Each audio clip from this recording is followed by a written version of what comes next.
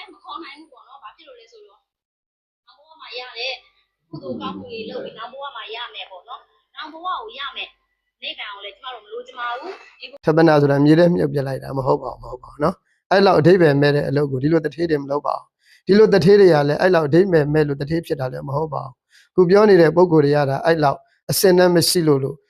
ဘုန်းကြီးတို့အဲ့လိုမပြောချင်ပါဘူး။သာသနာလေးနဲ့နောက်ဘဝကိုပြုမယ်ကုသိုလ်ကောင်းမှုလေးတဲ့ဒီဘဝငရဲသားတွေငရဲသူငရဲသားတွေကိုပဲကိုယ်နိုင်ငံကြီးငရဲကြနေရလေငရဲသူငရဲသားတွေကိုပဲကျမတို့ဆိုရင်ကဲတင်မယ်လို့ကျမတို့ပြောချင်တယ်။ကုသိုလ်တာလူလည်းမခေါ်နိုင်ဘူးပေါ့နော်။ဘာဖြစ်လို့လဲဆိုတော့နောက်ဘဝမှာရတဲ့ကုသိုလ်ကောင်းမှုတွေလုပ်ပြီးနောက်ဘဝမှာရမယ်ပေါ့နော်။နောက်ဘဝကိုရမယ်နိဗ္ဗာန်ကိုလည်းကျမတို့မလိုချင်ပါဘူး။ဒီဘဝကပဲငရဲသားတွေကိုကဲချင်ပါတယ်ဒါဒီနေ့အားလုံးကိုဖုံဖုံကမျှပေးချင်တာကတော့နော်သူတို့လည်းဒီဇွဲထက်အလှူတော်နဲ့ပတ်သက်၍ပေါ့နော်သူတို့ရဲ့အမြင်လေးတွေကိုပြောနေတာဖြစ်ပါတယ်အမြင်လေးတွေပြောနေတော့ကိုယ့်အမြင်ပြောတာဖြစ်ပါတယ်အမှန်တရားချပြတာမဟုတ်ဘူးဆိုတာကိုတော့ဒီနေ့အားလုံးသိစေချင်ပါတယ်အမှန်တရားချပြတာမဟုတ်ပါဘူးသူတို့ကမြန်မာနိုင်ငံကြီးဆင်းရဲဒုက္ခရောက်နေတယ်မှန်ပါတယ်ဒါလည်းဘုန်းကြီးတို့ပြောလို့ပါတယ်ဒါပေမဲ့တနိုင်ငံလုံးမဟုတ်ပါဘူးเนาะတနိုင်ငံလုံးမဟုတ်ပါဘူးစီးပွားရေးလုပ်လို့ရနေတဲ့နေရာတွေရှိပါတယ်စီးပွားရေးအလုပ်ကိုင်မပြတ်ဖက်နဲ့စီးပွားရေးတွေလုပ်နေတယ်เนาะအိမ်တော်တွေမင်္ဂလာတွေဆောင်နေတယ်เนาะလှူဒန်းတွေလုပ်နေတယ်ဒီလိုအပေါ်တင်တာတွေရှိတယ်လိုင်းပေါ်မှာရောက်တာတွေရှိတယ်လိုင်းပေါ်မှာမရောက်တာတွေရှိတယ်နော်မြန်မာနိုင်ငံတနိုင်ငံလုံးကြီးပြတ်သွားတာမဟုတ်ပါဘူးဆိုတာကိုနံပါတ်1သိစေချင်ပါတယ်အေးချမ်းချမ်းနဲ့တရားဘာဝနာအထောက်နေတဲ့ပုဂ္ဂိုလ်တွေလည်းအများကြီးရှိပါတယ်အေးချမ်းချမ်းနဲ့ပညာသင်ကြားနေကြတဲ့ပုဂ္ဂိုလ်တွေလည်းအများကြီးရှိနေတယ်ဆိုတာသိစေချင်ပါတယ်စေဘေးရှောင်တွေရှိတယ်ဆိုတာလည်းဘုန်းကြီးတို့နားလဲပါတယ်နော်ဘုန်းကြီးတို့နားလဲပါတယ်အဲ့ဒါတွေကလည်းဘယ်သူတွေလောက်တာတော့ဆိုရင်ကိုယ်တိုင်လောက်ကြတာဖြစ်ပါတယ်နော်ဘုံမုံတို့ကိုယ်တိုင်လောက်ကြတာဖြစ်ပါတယ်ဤကဲ့သို့မြန်မာနိုင်ငံတနိုင်ငံနဲ့မကဘူးတစ်ကမ္ဘာလုံးမှာလည်းပဲသူ့နိုင်ငံစစ်တွေဖြစ်နေကြပါတယ်နော်ဘယ်လောက်ပဲစစ်တွေဖြစ်နေငြိမ်းချမ်းတဲ့နေရာလေးမှာစီးပွားရေးလုပ်တဲ့ပုဂ္ဂိုလ်တွေကစီးပွားရေးလုပ်ကြရပါတယ်မလုပ်ဖဲလို့မရပါဘူးဒါမှမဟုတ်မြန်မာနိုင်ငံမှာလည်းစီးပွားရေးစနစ်တကျ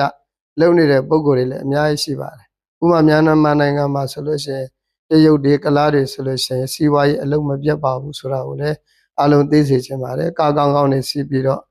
့နိုင်ကလပ်တွေမှာစားတောက်ဆိုင်တွေမှာအပျော်ပွဲရှင်ပွဲတွေလည်းအများကြီးရှိနေတာဖြစ်ပါတယ်နော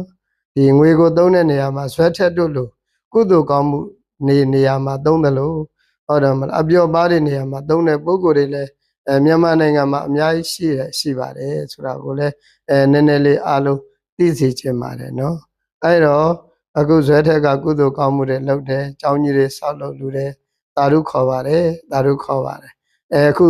ဒီကျောင်းကြီးတွေဆောက်လုပ်လူတန်းရောအားမရပဲနဲ့အကယ်၍မြနောင်တစ်ချိန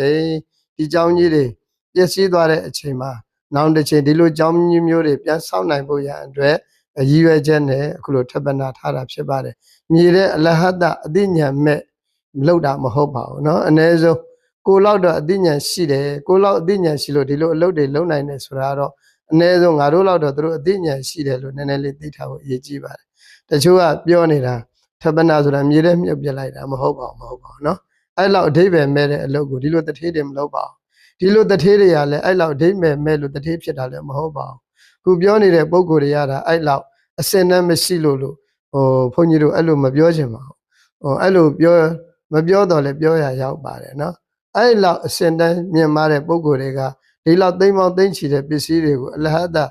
မြေထဲမြုပ်မလဲဒီကတတ်တဲ့အရှင်းမျောမြင်တဲ့ပုံကိုယ်တွေပစ္စုပန်မှာလည်းအမျောမြင်ရှိတဲ့ပုံကိုယ်တွေနောက်မှာလည်းအမျောမြင်ရှိတဲ့ပုံကိုယ်တွေဖြစ်တဲ့အတွက်ကြောင့်နောက်မှာအကယ်၍ဒီလိုကြောင်းကြီးတွေဘေးဒုက္ခတွေနဲ့ပေါ့ဒီဘဝအန္တရာယ်တွေကြောင့်ပြိုပြက်ရင်လွယ်လင့်တကူဆောက်လို့ရအောင်ဆိုပြီးတော့ကြိုတင်ပြင်ဆင်ထားတာကြိုတင်ကြောင်းလှူတာပစ္စုပန်မှာလည်းကြောင်းကိုလှူမယ်နောက်တစ်ချိန်မှာလည်းကြောင်းကိုလှူဒန်းပြီးသားဖြစ်မယ်ဆိုတဲ့အစဉ်ဆက်လှူဒန်းနိုင်အောင်လှုပ်ဆောင်နိုင်တဲ့အမျော်မြင်ကြီးမားတဲ့သဘောဖြစ်တယ်ဆိုတာကိုဒီနေ့အလေးနေကြတဲ့ပုဂ္ဂိုလ်တွေသိစေချင်ပါတယ်နော်သာဓုခေါ်ခြင်းမခေါ်ခြင်းတို့ကတော့မိမိနဲ့ဆိုင်ပါတယ်မခေါ်လို့ကမခေါ်ပဲနေလို့ရပါတယ်နောက်ဘယ်မှာလှူတယ်ဘယ်မှာလှူကြိုက်တဲ့နေရာလှူလို့ရပါတယ်မိမိတို့ပတ်စံရှိအောင်ကြိုးစားကြပါ ချမ်းသာအောင်ကြိုးစားကြပါကြိုးစားတဲ့အခါမှာသူတို့လိုမလုပ်နဲ့ပေါ့ဇွဲထက်မိသားစုတော့မလုပ်ဖ ೇನೆ ဆင်းရဲသားတွေလှူရပါတယ်ဆင်းရဲသားတွေဆိုတာလဲဘယ်ခေတ်နေရှိနေအောင်မှာပဲเนาะဘလောက်ပေးဘလောက်ကြွေးကြွေးဆင်းရဲသားဆိုတာရှိနေဆင်းရဲတဲ့အကြောင်းတရားရှိနေရင်ဆင်းရဲသားဆိုတာရှိနေမှာပဲချမ်းသာတဲ့အကြောင်းတရားတွေရှိနေရင်ချမ်းသာတဲ့သူဆိုတာရှိနေမှာပဲဆင်းရဲခြင်းချမ်းသာခြင်းဆိုတာကခေတ်ဆက်ဆက်လောကကြီးခေတ်ဆက်ဆက်ရှိနေတာပဲဘုရားရှင်လက်ထက်တော်တော်ကလည်းရှိနေတာပဲအခုခေတ်လည်းရှိနေမှာပဲနောက်လည်းရှိနေမှာပါပဲဒါမှမဟုတ်ဆင်းရဲသားကြီးညိုရင်ဆင်းရဲသားကိုလှူလို့ရတယ်နော်ကိုကြီးညိုတာကိုအာတန်ရလှူလို့ရပါတယ်ဆိုတာကိုဒီနေ့ဘုံဘုံကအားလုံးကို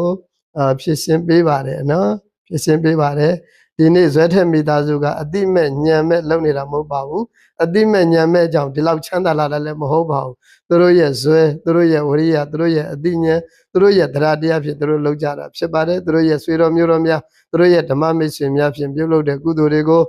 ဘုန်းကြီးတို့အနေနဲ့ဝမ်းမြောက်ဝမ်းသာဖြင့်သာဓုခေါ်ဆိုပါကြောင်းဒီနေ့အဝေးရနေပြီးတော့ပြောကြရင်အလုံးကိုကျမ်းမာချမ်းသာပါစေကြောင်းဆုတောင်းလိုက်ပါတယ်အလုံးကျမ်းမာချမ်းသာကြပါစေ